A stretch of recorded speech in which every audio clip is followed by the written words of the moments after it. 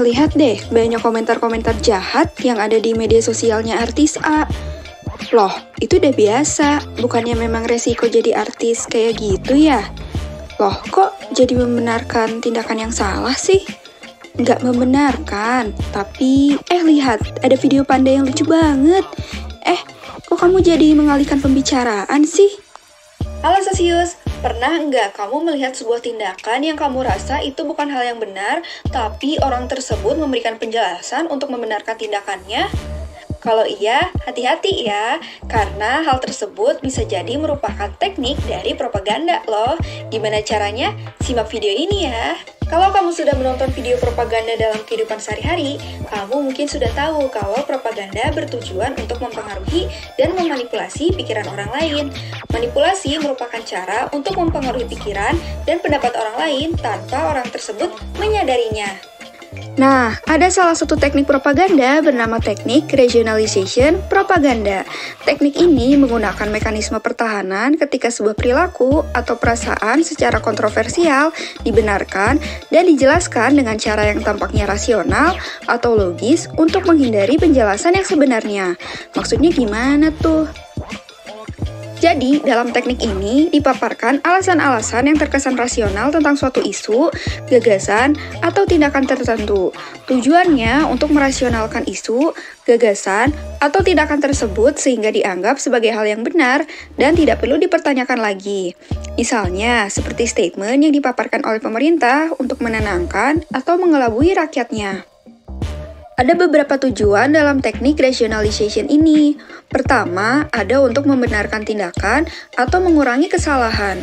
Contohnya, para buzzer dari pejabat tertentu mengatakan, dulu dia menculik orang-orang yang memang dinilai cukup berbahaya kala itu.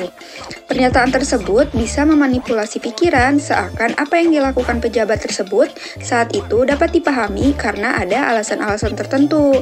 Meski demikian, apa yang dilakukan oleh pejabat tersebut pada faktanya tetaplah melanggar hak asasi manusia. Kedua, ada untuk menanggapi tuduhan. Di sini dipaparkan alasan yang terkesan rasional, tapi sebenarnya itu alasan yang dicari-cari saja supaya dinilai tidak salah. Contohnya, ada presiden yang bilang, presiden boleh memihak saat pemilu kok, kan bukan PNS. Dalam UU Pemilu, memang tidak ada larangan bagi presiden berkampanye untuk paslon tertentu, dengan catatan harus menjalani cuti di luar tanggungan negara dan tidak menggunakan fasilitas negara. Namun, perlu diingat kalau presiden memiliki peran penting yang dapat mendatangkan keuntungan ataupun kerugian terhadap paslon. Sayangnya, pada pemilu ini, banyak kecurangan yang dilakukan sehingga merugikan paslon lain, tetapi menguntungkan paslon tertentu. Ketiga, ada untuk menutupi kekecewaan.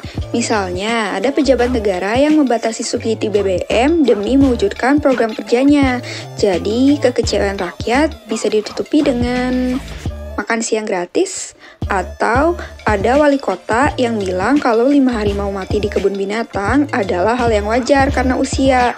Di lain sisi, janjinya untuk membenahi kebun binatang belum juga terpenuhi. Nah loh, selain membenarkan tindakan yang salah, ada juga upaya pengalihan isu.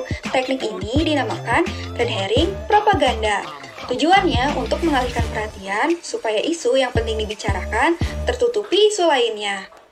Teknik tersebut pernah digunakan oleh pemerintah Korea Selatan dengan memanfaatkan public figure untuk mengalihkan perhatian masyarakatnya dari isu pemerintah. Contohnya seperti berita dating idol, tuduhan aktor menggunakan narkoba, atau tuduhan idol pernah melakukan perundungan.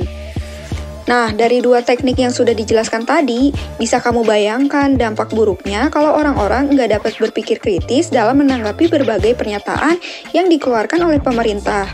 Tentunya, sebagai rakyat, kita nggak mau dong terus dibohongi dan dibodohi oleh pemerintah.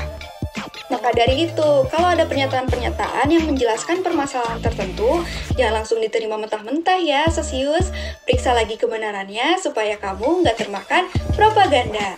Jangan lupa, kalau ada berita yang ramai diperbincangkan, cari juga berita lain yang gak ramai dibicarakan. Bisa jadi itu adalah pengalihan isu.